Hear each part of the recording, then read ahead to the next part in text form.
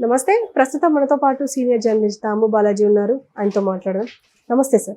నమస్తే. Sir, Chandrababu Naidu video and audio ఒకటి ట్విట్టర్లో బాగా వైరల్ అవుతుంది. అంటే అది ఎంతవరకు నిజమై ఉండొచ్చు? నిజంగానే అలా మాట్లాడి ఉండొచ్చా? నేనైతే ఆడియో విన్నాను. ముందుగా ఆడియోలో ఏముందంటే అది ఇంకా ఎన్నికలకు 2 వారాల సమయమే ఉంది అని అంటున్నాడు. మీరు ఫండ్స్ ఇవ్వాలి అని అడుగుతున్నాడు ఎవరు. సో వాళ్ళేమో వాళ్ళ అవతల ఏం గట్టిగా మాట్లాడుతున్నారు అర్థం కాలేదు. సో ఆయన ఏమంటున్నంటే నా ఆస్తులు కూడా అక్కడ ఉన్నాయి, అంటే అమరావతిని నేను ఖచ్చితంగా డెవలప్ చేస్తాను, పథకాలకి ఏం లేదు, మొత్తం డబ్బులంతా అమరావతికే పెడతాను, నువ్వు ఇమాజిన్ చేసుకోలేనంత ప్రాఫిట్స్ వస్తాయి నీకు అని చెప్తున్నాడు. అంటే అవతల వాడిని కన్విన్స్ చేస్తున్నాడు. నీ ఆస్తులు అమరావతిలో ఉన్నాయి, నావి కూడా అమరావతిలో ఉన్నాయి, నేను మొత్తం అమరావతిని డెవలప్ చేస్తాను కాబట్టి మనకి ఇమాజిన్ చేయలేనంత ప్రాఫిట్స్ వస్తాయి, సో నువ్వు ఫండ్ ఇవ్వు అని అడుగుతున్నాడు. ఇది ఆడియోలో ఉంది. మామూలుగా ఎవరు విన్నా అది చంద్రబాబు వాయిస్, చంద్రబాబు ఆయన దాని ఏమంటారు చెప్పే పద్ధతి, ఇవన్నీ చంద్రబాబులాగే ఉంది. అయితే ఇప్పుడు డీప్ ఫేక్ టెక్నాలజీతో ఇవి చేయలేమంటే చేయొచ్చు. ఇవాళ ఉన్న క్లోనింగ్ అంటారు, వాయిస్ క్లోనింగ్ టెక్నాలజీ ఏంటంటే మన వాయిస్ శాంపుల్ తీసుకొని ఆ వాయిస్తో టెక్స్ట్ ఇచ్చేస్తే ఆ టెక్స్ట్ని ఈ వాయిస్ ఏఐ వాయిస్ చదువుతుంది. కాకపోతే ఏంటంటే ఇప్పటికి ఆల్రెడీ నేను ఇది ఎప్పటి నుంచో చేస్తున్నాను. నేను ఏఐ వాయిస్ తెలుగులో కూడా కొన్ని ఏఐ వాయిస్లు ఫ్రీగా కూడా దొరుకుతాయి మనకి. మనం ఇంకా సబ్స్క్రిప్షన్ కడితే ఎక్కువగా ఉంటుంది. మన వాయిస్ని కూడా మనం క్లోన్ చేసుకొని పెట్టేసుకోవచ్చు. ఇప్పుడు నువ్వు మాట్లాడుతున్నట్టే మీ ఫ్రెండ్ వాయిస్ని నీ వాయిస్లోకి తీసుకొచ్చేయచ్చు. ఈవెన్ వీడియో అయితే వీడియోలో కూడా మన ఫేస్ని అవన్నీ కూడా చేయొచ్చు. కానీ అంత పర్ఫెక్ట్గా అయితే లేదు ఇంకా. అంటే కనిపెట్టడం పెద్ద కష్టం కాదు. ఆ రకంగా తీసుకున్నప్పుడు నేను భువనేశ్వర్ విషయంలో కూడా చెప్పాను, అది ఫేక్ వాయిస్ లాగా అయితే లేదు భువనేశ్వర్ విషయంలో కూడా. ఎందుకంటే ఆ కైండ్ ఆఫ్ ఇంటర్నేషన్, ఇది పలికే పద్ధతి, అవన్నీ ఎక్కడ స్ట్రెస్ చేయాలి అవన్నీ ఉంటాయి కదా. అది హ్యూమన్ పలికితే తప్ప ఆ స్ట్రెస్ ఇవన్నీ రావు, దాంట్లో అంత ఎఫెక్టివ్గా ఉండదు. ఆ వాయిస్ తెలిసిపోతుంది. ఇది కూడా అంతే. చంద్రబాబు కూడా పలికే ఆయన ఎక్కడ స్ట్రెస్ ఇస్తూ ఉన్నారు. ఇప్పుడు ఇమాజిన్ చేసుకోలేనంత అన్నప్పుడు అక్కడ స్ట్రెస్ ఉంటుంది కదా, అట్లా అదైతే అన్నీ ఫ్లాట్గా పలుకుతుంది, అన్నీ ఈక్వల్గా పలుకుతుంది ఏ వాయిస్లో. మరి అంత పర్ఫెక్షన్ ఏమన్నా చేయగలిగారా తెలియదు మనకి. టెక్నాలజీలో ఇవాళ ఏదన్నా సాధ్యం, కానీ నాకు తెలిసి అయితే అంత పర్ఫెక్ట్గా లేదు. అది మామూలుగా చేసే పరిస్థితి లేదు కాబట్టి ఆయన వాయిసే ఉండే అవకాశం ఉంది. దాన్ని ఏమన్నా కట్ చేసి తీసుకొచ్చి ఉండొచ్చు. ఆయన డిఫరెంట్గా మాట్లాడిన ఏరియాలన్నీ తీసి పథకాలు, ఆ పదం మాత్రం కట్ చేసి ఇమాజిన్ చేయలేనంత ప్రాఫిట్స్ అనేది ఇంకెక్కడో తెచ్చి కట్ చేసి అలాగా ఆయనవే ఒరిజినల్ వాయిస్లే కట్ చేసి చేయొచ్చు. అదేం పెద్ద ప్రాబ్లం కాదు. అలా చేసి ఉండే అవకాశం ఉంది. ఎందుకంటే ఎప్పుడైనా కూడా మనకి ఫేక్ అనేది ఎక్కడ తెలిసిపోతుందంటే ఫుల్గా పెట్టరు, జస్ట్ ఎక్కడికి కావాలో అక్కడికే కట్ చేసేస్తారు, అక్కడే ఫేక్ అని తెలుస్తుంది. ఇప్పుడు ఆయన కాసేపు మాట్లాడి ఉంటాడు కదా, అదంతా పెట్టుంటే మనకు అర్థమైంది నిజమైతే. కాబట్టి నేను అనుకోవడం అది డీప్ ఫేక్ క్లోనింగ్ కాకపోవచ్చు. మామూలు ట్రెడిషన్ పద్ధతిలోనే ఎడిటింగ్లో ఆయన వాయిస్ని డిఫరెంట్ సార్లు చెప్పినవన్నీ కట్ చేసుకొని వాళ్ళు ముందే ప్లాన్ చేసుకొని ఇలాగా అమరావతికి డబ్బులు పెడతాను, నేను పథకాలకి డబ్బులు పెట్టను అని చెప్పాలని చెప్పి అవన్నీ కట్ చేసి ఒక దగ్గర పెట్టి చేసే అవకాశం ఉంది. అదే మోస్ట్లీ అదే ఉండొచ్చు ఫేక్ వాయిస్. సో అది ఆడియో ఇదవుతుంది, దాన్ని విపరీతంగా ప్రమోట్ చేస్తున్నారు. రెండోది ఏఎన్ఐ వార్తా సంస్థకి ఆయన ఒక వీడియో ఇంటర్వ్యూ ఇచ్చారు. ఆ వీడియో ఇంటర్వ్యూని కూడా వీళ్ళు మ్యానిపులేట్ చేశారు. ఇది కూడా నేను చెప్పిన పద్ధతిలోనే డీప్ ఫేక్ అంటారు, కానీ డీప్ ఫేక్ కాదు, అది మామూలు ట్రెడిషన్ పద్ధతిలోనే కట్ చేసి చేయడం అనమాట. అది చేశారు.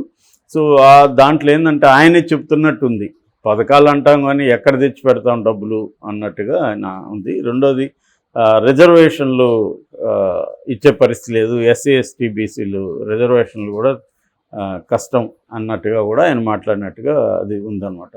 సో దీన్ని విపరీతంగా వైరల్ చేస్తున్నారు. ఇప్పుడు దీని మీద దేవినేని ఉమా నిన్న ఎలక్షన్ కమిషన్కి పిటిషన్ పెట్టాడు. సో ఆయన ఏం చెప్పారంటే ఇది డీపేక్ టెక్నాలజీతో చేశారు, ఇలాగా చేస్తున్నారు, ఆయన రిజర్వేషన్ రద్దు చేయమని చెప్పలేదు, ఇది వాళ్ళ అఫీషియల్ వైసీపీ అఫీషియల్ ఎక్స్ ఖాతాలో వాళ్ళు పెట్టారు. వాళ్ళు ఇంకా విపరీతంగా దాంట్లోనే 70-80 వేల మంది చూశారు. అది కాకుండా మళ్ళీ వాళ్ళు చేసుకుంటారు కదా, సో అది ఉంది. కాకపోతే ఈయనే చెప్తున్నట్టుగా ఉంది కాబట్టి అది ఎక్కువగా వెళ్తుంది. ఆల్రెడీ బీజేపీ వాళ్ళు రిజర్వేషన్లు తీసేస్తాము ఎవరికి, ముఖ్యంగా ముస్లింలకి అనేది ఉంది. ఆల్రెడీ మనం చూసాము అమిత్ షా కూడా ఎస్సీ ఎస్టీలకి రిజర్వేషన్లు తీసేస్తానని చెప్పినట్టుగా కాంగ్రెస్ పార్టీ దాన్ని క్రియేట్ చేసిందని. అంటే డిఫరెంట్ వాటిని కట్ చేసి ఒక దగ్గర పెట్టేసి లిప్సింక్ చేసేయడం.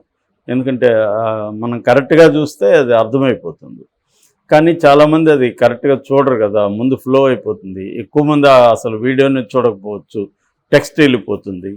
సో కాబట్టి అందరూ కూడా అది ఎలక్షన్ టైంలో కాబట్టి ఆల్రెడీ వాళ్ళు 400 అడుగుతున్నారు, రాజ్యాంగాన్ని మార్చబోతున్నారంట అన్నదే బలంగా వెళ్ళింది.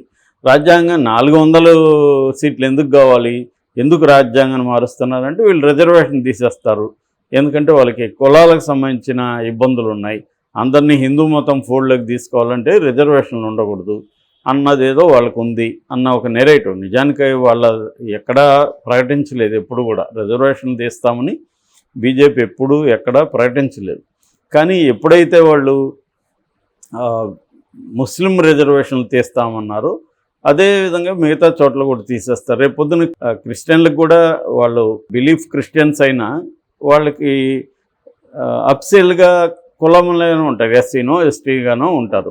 సో వాళ్ళకి కూడా రేపు మతం ఆధారిత రిజర్వేషన్లు మేము ఒప్పుకోమని బీజేపీ చెప్తుంది. నిజానికి కాన్స్టిట్యూషన్లో కూడా మత ఆధారిత రిజర్వేషన్ లేవు.